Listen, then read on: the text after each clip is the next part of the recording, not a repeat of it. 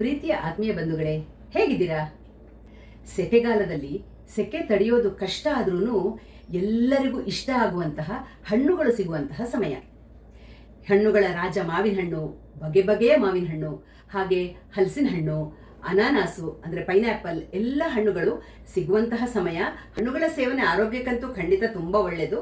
ಹಾಗೆ ಹಣ್ಣುಗಳನ್ನು ಬಳಸಿ ಅಡುಗೆಗಳನ್ನು ಮಾಡಿದಾಗ ಅಪರೂಪಕ್ಕೆ ಮಾಡೋದಲ್ವಾ, ಸೀಸನಲ್ ಮಾಡೋದು ನಾವು, ಆಗ ತುಂಬ ರುಚಿಕರ ಆಗಿರುತ್ತೆ. ಹಾಗೆ ಪ್ರತಿಯೊಬ್ಬರು ಇಷ್ಟಪಟ್ಟು ತಿಂದು ಪಾತ್ರೆಯನ್ನು ಕೈಯಲ್ಲಿ ಹೀಗೆ ಮಾಡಿ ನೆಕ್ಕಿ ಖಾಲಿ ಮಾಡುವಂತಹ ರುಚಿ ಕೊಡುತ್ತೆ ಕೆಲವು ಹಣ್ಣುಗಳ ಅಡುಗೆ. ಉದಾಹರಣೆಗೆ ಪೈನಾಪಲನ್ನು ಬಳಸಿ ಮಾಡ್ಬೋದು, ಮಾವಿನ ಹಣ್ಣನ್ನು ಬಳಸಿ ಮಾಡ್ಬೋದು, ಈ ಥರ ಮಾವಿನ ಕಾಯಿಯಿಂದ ಮಾಡ್ಬೋದು. ನಾನಿವತ್ತು ನಿಮಗೆ ಮಾವಿನ ಹಣ್ಣು ಅಂದರೆ ಕಾಟು ಮಾವಿನ ಹಣ್ಣು, ಇದು ಇಲ್ಲೆಲ್ಲ ಸಿಗೋ ಹಣ್ಣಲ್ಲ, ಇದು ಊರಿಂದ ತಂದಿರುವಂತಹ ಕಾಟು ಮಾವಿನ ಹಣ್ಣು. ಸಕ್ಕರೆ ಗುತ್ತಿ ಅಂತ ಇಲ್ಲಿ ಸಿಗತ್ತೆ, ಶುಗರ್ ಬೇಬಿ ಅಂತ ಹೇಳ್ತಾರೆ, ಆ ಥರ ಮಾವಿನ ಹಣ್ಣುಗಳು ಇಲ್ಲೂ ಸಿಗತ್ತೆ, ಅದರಲ್ಲೂ ಮಾಡ್ಬೋದು. ಆದರೆ ಇದರಲ್ಲಿ ಸ್ವಲ್ಪ ಹುಳಿ ಮತ್ತು ಸಿಹಿ ಅಂಶ ಎರಡೂ ಸೇರಿರೋದ್ರಿಂದ ತುಂಬ ರುಚಿಕರ ಆಗತ್ತೆ. ಈ ಮಾವಿನ ಹಣ್ಣಿನ ಸಾಸಿವೆ ಅಂತೀವಿ ನಾವು, ಸಾಸಿವೆ ಮಾಡ್ಬೋದು, ಹಾಗೆ ಗೊಜ್ಜು ಮಾಡ್ಬೋದು. ಇವತ್ತು ನಾನು ನಿಮಗೆ ಗೊಜ್ಜು ಮಾಡಿ ತೋರಿಸ್ತಾ ಇದ್ದೀನಿ. ಈ ಗೊಜ್ಜಲ್ಲಿ ನಾವು ತೆಂಗಿನಕಾಯಿ ಎಲ್ಲ ಬಳಸಲ್ಲ. ನಿಮಗೆ 1 ವಾರಗಳ ಕಾಲ ನೀವು ಹೊರಗಡೆ ಇಟ್ಟರು ಅದು ಕೆಡಲ್ಲ.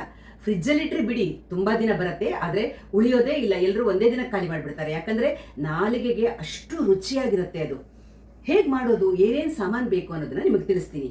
ಕೆಲವರು ಅದಕ್ಕೆ ತೆಂಗಿನಕಾಯಿನ ಬಳಸಿನೂ ಮಾಡ್ತಾರೆ. ನೀವು ಇವತ್ತೇ ಖಾಲಿ ಮಾಡ್ತೀನಿ ಅಥವಾ ಇವತ್ತು ನಾಳೆ ಖಾಲಿ ಮಾಡ್ತೀನಿ ಅಂದರೆ ತೆಂಗಿನಕಾಯಿನೂ ಹಾಕೋಬಹುದು, ಕೊಬ್ಬರಿ ಸೇರಿಸಿನೂ ಮಾಡ್ತಾರೆ. ಆದರೆ ನಾನಿವತ್ತು ಯಾವ ಕಾಯನ್ನು ಬಳಸಲ್ಲ, ಕಾಯಿ ಬಳಸದೆ ನಿಮ್ಗೆ ಮಾಡಿ ತೋರಿಸ್ತಾ ಇದ್ದೀನಿ. ತುಂಬ ರುಚಿಕರ ಆಗಿರುತ್ತೆ. ಸುಶಾಂತ್ ಹೇಳ್ತಾರೆ ಏನೇನು ಸಾಮಾನು ಬೇಕನ್ನೋದನ್ನ. ಇದೇನು ಪುಟ್ಟ? ಮಾವಿನ ಹಣ್ಣು. ಆಮೇಲೆ ಇದೇನು? ಉದ್ದಿನ ಬೇಳೆ. ನಾನಿದ್ರಲ್ಲಿ ಒಂದು ಚಿಕ್ಕ ಸ್ಪೂನಲ್ಲಿ 3 ಚಮಚ ಉದ್ದಿನ ಬೇಳೆ ತಗೊಂಡಿದ್ದೀನಿ. ಇದೇನು ಹೇಳು? ಎಳ್ಳು. ಏನು ಎಳ್ಳಿದು? ಎಳ್ಳು, ಬಿಳಿ ಎಳ್ಳು. ನಾನು 2 ಚಮಚ ತಗೊಂಡಿದ್ದೀನಿ. ಇದೇನಿದು? ಧನಿಯಾ, ಕೊತ್ತಂಬರಿ ಬೀಜ. ಇದು ನಾನು 1.5 ಚಮಚ, ಎಲ್ಲ ಒಂದೇ ಸ್ಪೂನಲ್ಲಿ 1.5 ಚಮಚ ತಗೊಂಡಿದ್ದೀನಿ. ಹಾಗೆ ಇದೇನಮ್ಮ? ಜೀರಿಗೆ, 1 ಚಮಚ ಜೀರಿಗೆ ತಗೊಂಡಿದ್ದೀನಿ. ಮೆಂತೆ, ಇದು 1/4 ಚಮಚಕ್ಕಿಂತ ಒಂಚೂರು ಜಾಸ್ತಿ. ಇದೇನಿದು? ಬೆಲ್ಲ. ನಾನು ಇದೇ ಸ್ಪೂನಲ್ಲಿ ಒಂದು 2.5 ಸ್ಪೂನ್ ಆಗುವಷ್ಟು ಬೆಲ್ಲ ತಗೊಂಡಿದ್ದೀನಿ. ಇದೇನಿದು? ಏನಿದು? ಹುಣಸೆ ಹಣ್ಣನ್ನ ಕಿವುಚಿ ಇಟ್ಕೊಂಡಿದ್ದೀನಿ. ಹುಣಸೆ ಹಣ್ಣು ಆಪ್ಷನಲ್, ಯಾಕಂದ್ರೆ ನಿಮ್ಗೆ ಈ ಮಾವಿನ ಹಣ್ಣಲ್ಲಿ ಹುಳಿನೂ ಇರುತ್ತೆ, ಸಿಹಿನೂ ಇರುತ್ತೆ. ಹಾಗಾಗಿ ಹುಣಸೆ ಹಣ್ಣು ಬೇಕೇ ಬೇಕು ಅಂತಿಲ್ಲ. ನೀವು ಸ್ವಲ್ಪ ಖಾರ ಜಾಸ್ತಿ ಮಾಡ್ತೀನಿ ಅಂದ್ರೆ ಒಂಚೂರು, ನಾನು ಇಷ್ಟೇನು ಸೇರಿಸಲ್ಲ, ಸ್ವಲ್ಪ ಹಾಕ್ತೀನಿ ಅಷ್ಟೇ, ಇಟ್ಕೊಂಡಿದ್ದೀನಿ. ಇದೇನು ಕಲ್ಲ? ಬ್ಯಾಡಗಿ ಮೆಣಸು, ಕರ್ಬೇವು.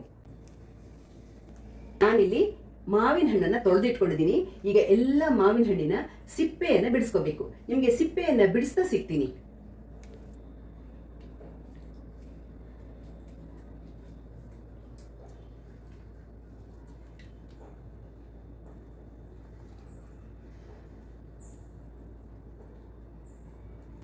ಈ ಥರ ಸಿಪ್ಪೆಯನ್ನು ಬಿಡಿಸಿ ಆದಮೇಲೆ ಈ ಸಿಪ್ಪೆಯಲ್ಲೂ ಸ್ವಲ್ಪ ಅದರ ಹಣ್ಣಿನ ರಸದ ಅಂಶ ಇರುತ್ತಲ್ಲ, ನೀವು ಬೇಕಾದರೆ ಒಂದು ಬೌಲಿಗೆ ಹಾಕ್ಕೊಂಡು ಅದನ್ನು ಚೆನ್ನಾಗಿ ನೀರು ಹಾಕ್ಕೊಂಡು ಸ್ವಲ್ಪ ಹಿಚ್ಕೆ ಕೈಯಲ್ಲಿ ಪ್ರೆಸ್ ಮಾಡಿ ಅದರ ಅಂಶವನ್ನು ತೆಗೆದು ಸೇರಿಸ್ಕೋಬೋದು.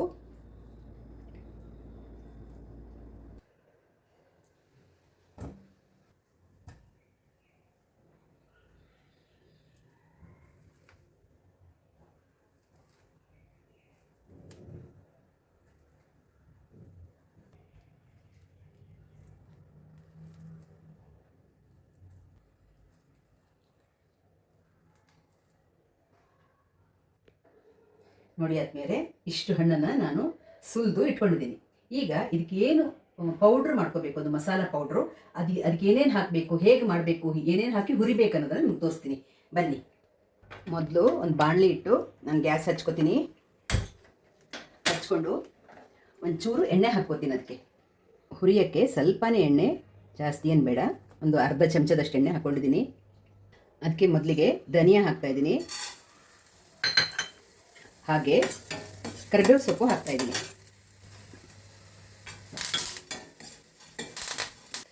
ಈಗ ಒಂದು ಸ್ವಲ್ಪ ಧನಿಯಾ ಫ್ರೈ ಆದ ತಕ್ಷಣ ಉದ್ದಿನಬೇಳೆ ಹಾಕ್ತಾಯಿದ್ದೀನಿ, ಮೆಂತೆನೂ ಹಾಕ್ತಾಯಿದ್ದೀನಿ. ಹಿಂಗನ್ನು ನೀವೀಗ ಹುರಿಯೋಕ್ಕೆ ಹಾಕ್ಕೋಬೋದು, ನಾನು ಆಮೇಲೆ ಒಗ್ಗರಣೆಗೆ ಹಾಕ್ಕೋತಾ ಇದ್ದೀನಿ.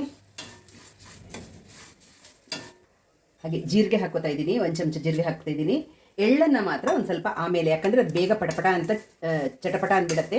ಅದಕ್ಕೆ ಸ್ವಲ್ಪ ಆಮೇಲೆ ಹಾಕ್ಕೊಳ್ಳೋಣ, ಒಂಚೂರು ಗೋಲ್ಡನ್ ಕಲರ್ ಬರಲಿ. ಬ್ಯಾಡಗಿ ಮೆಣಸಿನ್ಕಾಯಿನೂ ಹಾಕ್ಕೋತೀನಿ.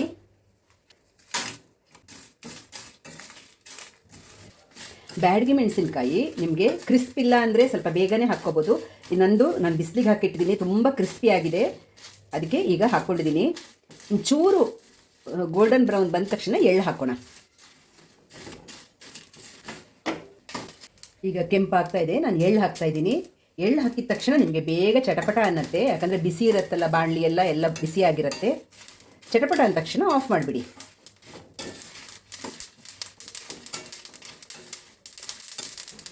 ನೋಡಿ, ಎಳ್ಳು ಚಟಪಟ ಅನ್ನಕ್ಕೆ ಶುರುವಾಯಿತು. ನಾನು ಗ್ಯಾಸ್ ಆಫ್ ಮಾಡಿದೆ. ಒಂದು ಸ್ವಲ್ಪ ತಣ್ಣಗಾಗಕ್ಕೆ ಬಿಡೋಣ. ಬಿಟ್ಟು ನಾವು ಮಾವಿನ ಹಣ್ಣನ್ನು ಬೇಯಕ್ಕಿಡೋಣ, ಒಗ್ಗರಣೆ ಮಾಡ್ಕೊಳ್ಳೋಣ. ಮೊದಲು ಗ್ಯಾಸ್ ಮೇಲೆ ಒಂದು ಬಾಣಲಿ ಇಟ್ಕೊಂಡು ಗ್ಯಾಸ್ ಆನ್ ಮಾಡಿಕೊಂಡು ಸ್ವಲ್ಪ ದಪ್ಪ ತಳ ಇರೋ ಬಾಣಲಿ ಇಟ್ಕೊಳ್ಳಿ. ಎಣ್ಣೆ ಒಂದು ಸ್ವಲ್ಪ, ಒಂದು 4 ರಿಂದ 5 ಚಮಚದಷ್ಟು ಎಣ್ಣೆ ಹಾಕ್ಕೊಂಡಿದ್ದೀನಿ. ಸ್ವಲ್ಪ ಎಣ್ಣೆ ಜಾಸ್ತಿ ಹಾಕಿದ್ದೀನಿ. ಎಣ್ಣೆ ಬಿಸಿ ಆದ ತಕ್ಷಣ ಉದ್ದಿನಬೇಳೆ ಹಾಕ್ತಾಯಿದ್ದೀನಿ, ಕರಿಬೇವು ಸೊಪ್ಪು ಹಾಕ್ತಾಯಿದ್ದೀನಿ.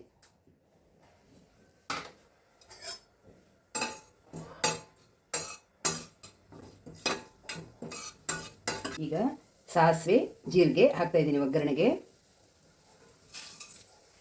ಸಾಸಿವೆ ಜೀರಿಗೆ ಹಾಕಿದ ತಕ್ಷಣ ಚಟಪಟ ಅನ್ನತ್ತಲ್ಲ, ಅಷ್ಟು ಸ್ವಲ್ಪ ಹಿಂಗೆ ಹಾಕ್ತಾಯಿದ್ದೀನಿ.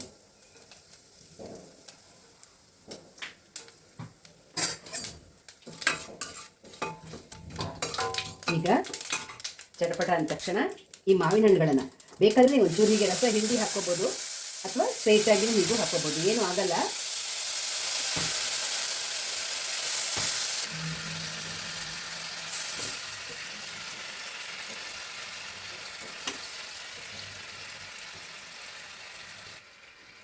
ಈಗ ಒಂದು ಸ್ವಲ್ಪ ನೀರು ಸೇರಿಸ್ತಾ ಇದ್ದೀನಿ. ಅದು ಮಾವಿನ ಹಣ್ಣು ಹಾಕಿರೋ ಪಾತ್ರದಲ್ಲೇ ನೀರು ಹಾಕ್ತಾ ಇದ್ದೀನಿ. ಮಾವಿನ ಹಣ್ಣಿನ ರಸ ಎಲ್ಲ ಬಿಟ್ಕೊಂಡಿದೆ ನೋಡಿ, ಈ ಥರ. ಇದನ್ನೀಗ ಸ್ವಲ್ಪ ಹೊತ್ತು ಮುಚ್ಚಿ ಇಟ್ಟು ನಾವು ಮಸಾಲೆ ಹುರ್ಕೊಂಡಿದ್ದೀವಲ್ಲ, ಅದನ್ನು ಪೌಡ್ರ್ ಮಾಡ್ಕೊಳ್ಳೋಣ. ಇದನ್ನು ಮುಚ್ಚಿ ಇಡೋಣ. ಸ್ವಲ್ಪ ಅರಿಶಿನ ಪುಡಿ ಹಾಕಿ ಮುಚ್ಚಿಡ್ತೀನಿ ನಾನು. ಸ್ವಲ್ಪ ಅರಿಶಿನ ಪುಡಿ ಹಾಕಿದ್ದೀನಿ. ಹುಣಸೆಹಣ್ಣು ಆಪ್ಷನಲ್ಲಿ, ನಿಮಗೆ ಬೇಕು ಅನಿಸಿದ್ರೆ ಖಾರ, ಉಪ್ಪು, ಹುಳಿ, ಸಿಹಿ ಎಲ್ಲ ಜಾಸ್ತಿ ಇರಬೇಕನ್ನೋರು ಒಂಚೂರು ಹುಣಸೆಹಣ್ಣು ಹಾಕ್ಕೋಬೋದು. ಇಲ್ಲಾಂದರೆ ಹುಣಸೆಹಣ್ಣಿನ ಅಗತ್ಯ ಇಲ್ಲ. ಈ ಥರ ಹಣ್ಣುಗಳು ಸ್ವಲ್ಪ ಹುಳಿ ಅಂಶ ಇರುತ್ತೆ. ನಿಮಗೆ ಸಕ್ಕರೆ ಗುತ್ತಿ ಆ ಹಣ್ಣು ಸ್ವಲ್ಪ ಸಿಹಿ ಜಾಸ್ತಿ. ಇದು ಕಾಟು ಮಾವಿನ ಹಣ್ಣು ಆಗಿರೋ ಕಾರಣ ಅಷ್ಟು ಸಿಹಿ ಇಲ್ಲ, ಹುಳಿನೂ ಸ್ವಲ್ಪ ಇದೆ. ಸ್ವಲ್ಪ ಹುಣಸೆಹಣ್ಣಿನ ರಸ ಹಾಕಿದ್ದೀನಿ ನಾನು. ಈಗ ಮುಚ್ಚಿ ಇಡ್ತೀನಿ. ನಾನು ಈ ಹುರಿದಿರೋ ಮಸಾಲೆ ತಣ್ಣಗಾಗಿದೆ, ಇದನ್ನು ಬ್ಲೆಂಡರಲ್ಲಿ ಪೌಡ್ರ್ ಮಾಡ್ಕೊತಾ ಇದ್ದೀನಿ.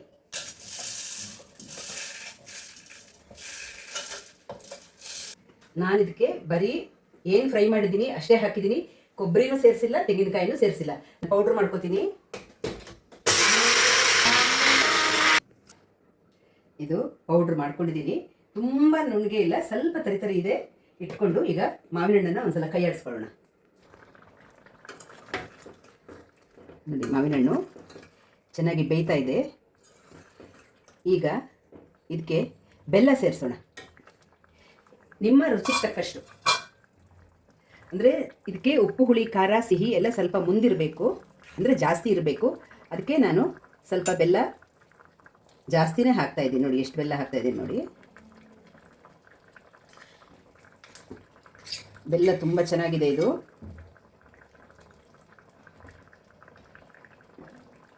ಸ್ವಲ್ಪ ಬೆಲ್ಲ ಜಾಸ್ತಿ ಹಾಕಿದ್ರೆ ನಿಮಗೆ ಇದು ಎಷ್ಟು ದಿನ ಆದರೂ ಕೆಡಲ್ಲ. ಸ್ವಲ್ಪ ಸಿಹಿ ಜಾಸ್ತಿ ಇರಬೇಕು, ಆಗ ಎಷ್ಟು ದಿನ ಆದರೂ ಕೆಡಲ್ಲ. ನಾನು ಇಷ್ಟು ಬೆಲ್ಲ ಹಾಕಿದ್ದೀನಿ. ಈಗ ಒಂದು ಸ್ವಲ್ಪ ಹೊತ್ತು ಮತ್ತೆ ಮುಚ್ಚಿಟ್ಟು ಬೆಲ್ಲ ಎಲ್ಲ ಕರಗಲಿ.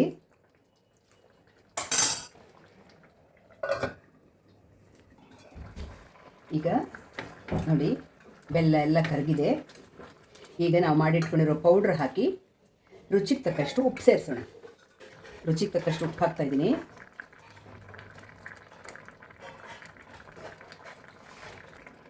ಪೌಡ್ರನ್ನು ಸೇರಿಸ್ತಾ ಇದ್ದೀನಿ, ಮಾಡಿಟ್ಕೊಂಡಿರೋ ಪೌಡ್ರ್ ನೋಡಿ. ಸೇರಿಸಿ ಚೆನ್ನಾಗಿ ಮಿಕ್ಸ್ ಮಾಡಿ ಇದನ್ನು ಸಣ್ಣ ಉರಿಯಲ್ಲಿ ಇನ್ನೊಂದು ಸ್ವಲ್ಪ ಹೊತ್ತು 10-15 ನಿಮಿಷ ಸಣ್ಣ ಉರಿಯಲ್ಲಿ ಕುದಿಸ್ಬೇಕು. ಈಗ ಚೆನ್ನಾಗಿ ಕುದಿತಾ ಇದೆ ಇದು. ನಿಮಗೆ ಇದು ಗಟ್ಟಿ ಆಗಬೇಕು. ಕುದ್ದು ಬೆಲ್ಲ ಒಂಥರ ಪಾಕ ಥರ ಬಂದು ಗಟ್ಟಿಯಾಗಬೇಕು, ಅಲ್ಲಿ ತನಕ ಕುದಿಸ್ಬೇಕು. ಈಗ ನಾನು ಸಿಮ್ಮಲ್ಲಿ ಇಟ್ಬಿಡ್ತೀನಿ. ಅದು ಎಷ್ಟು ರುಚಿಯಾಗಿರುತ್ತೆ ಅಂದರೆ ಉಪ್ಪು ಹುಳಿ ಖಾರ ಸೇರಿ ಮಾಡಿ ತಿಂದ ಮೇಲೆ ಗೊತ್ತಾಗೋದು, ಆ ಥರ ರುಚಿಯಾಗಿರುತ್ತೆ. ಇದನ್ನು ಮುಚ್ಚಿಟ್ಬಿಡ್ತೀನಿ ಸ್ವಲ್ಪ ಹೊತ್ತು. ನೋಡಿ ಸೈಡಿಂದ ಎಣ್ಣೆ ಬಿಡ್ತಾ ಇದೆ. ಸುಮಾರು 15 ನಿಮಿಷಗಳ ಕಾಲ ನಾನು ಸಿಮ್ಮಲ್ಲಿ ಇಟ್ಟಿದ್ದೆ. ಸ್ವಲ್ಪ ಗಟ್ಟಿಯಾಗ್ತಾ ಇದೆಯಲ್ಲ, ಆಮೇಲೆ ತಳ ಹಿಡ್ಕೊಂಡ್ರೆ ಕಷ್ಟ. ಸಾಕಿಷ್ಟು ಎಣ್ಣೆ ಎಲ್ಲ ಸೈಡಿಂದ ಬಿಡ್ತಾ ಇತ್ತು. ಕೊತ್ತಂಬರಿ ಸೊಪ್ಪನ್ನು ಕೊನೆಯಲ್ಲಿ ನೀವು ಹಾಕ್ಕೋಬೋದು. ನನ್ನ ಹತ್ರ ಕೊತ್ತಂಬರಿ ಸೊಪ್ಪು ಇಲ್ಲ, ಇವತ್ತು ತಂದಿರೋದು ಖಾಲಿಯಾಗಿದೆ, ಅದಕ್ಕೆ ಇರೋದನ್ನು ಮಾತ್ರ ಹಾಕ್ತಾ ಇದ್ದೀನಿ. ಇದನ್ನು ನಾನು ಕೊತ್ತಂಬರಿ ಸೊಪ್ಪು ಹಾಕಿ ಒಂದ್ಸಲ ಮಿಕ್ಸ್ ಮಾಡಿ ನಾನು ಗ್ಯಾಸ್ ಆಫ್ ಮಾಡ್ತಾ ಇದ್ದೀನಿ.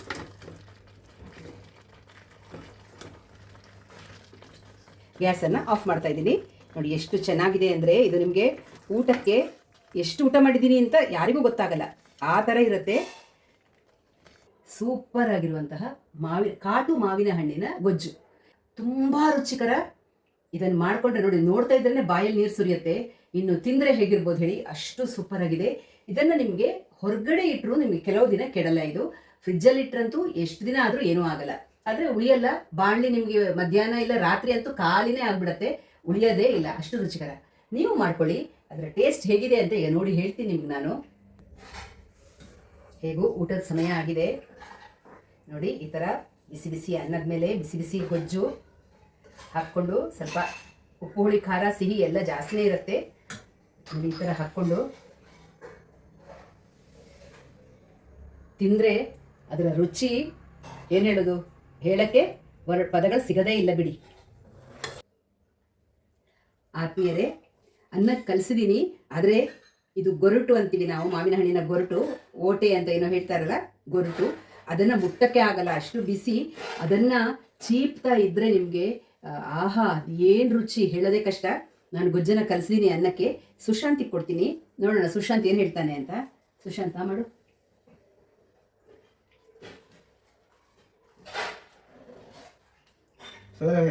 ಹೇಗಿದೆ? ಚೆನ್ನಾಗಿದೆಯಾ? ಸುಶಾಂತಿಗೆ ಕೊಟ್ಟು. ನಮ್ಮದು ಊಟದ ಸಮಯ, ಇನ್ನೇನು ಊಟ ಮಾಡೋಕ್ಕೆ 1 ಗಂಟೆ ಆಗ್ತಾ ಇದೆ. ಊಟ ಮಾಡೋ ಸಮಯನೇ. ಟೇಸ್ಟ್ ಹೇಗಿದೆ ನೋಡೋಣ ಅಂತ ನಾನು ಅನ್ನಕ್ಕೆ ಸ್ವಲ್ಪ ಕಲಿಸಿದ್ದೀನಿ ಅಷ್ಟೇ, ನೋಡೋಣ.